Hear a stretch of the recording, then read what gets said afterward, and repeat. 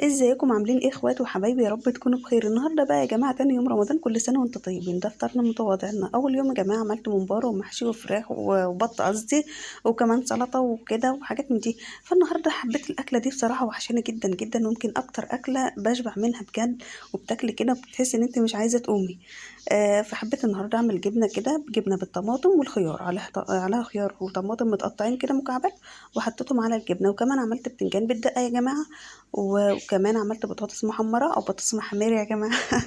وعملت يا جماعة كده برجر، وعملت كمان في طعمية، وكمان يا جماعة فول. أنا اللي عاملة الفول طبعا، هسيب لكم الرابط في صندوق الوصف، طريقة الفول وطريقة الطحينة اللي حطيتها على الفول. وكمان يا جماعة الكاتشب ده كمان كده أنا برضو اللي عاملاه، هسيب لكم الرابط.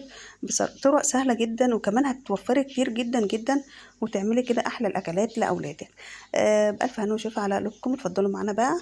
وكمان عملت عصير الجوافة يا جماعة، أكتر اليومين دول يا جماعة عصير جوافة برتقال وفراولة. فأنا الصراحة النهاردة عملت عصير جوافة. وكمان كده معاه العيش بألف هنا وشفا. اتفضلوا معانا بقى. يا ريت يا جماعة تقولوا لي انتوا بتتابعوني منين، ولا أول مرة يشوف قناتي ينزل يشترك فيها ويفعل زر الجرس عشان يوصلكم إشعارات بالحاجات اللي بنزلها. واستنونا إن شاء الله في فيديوهات كتيرة جدا. باي باي.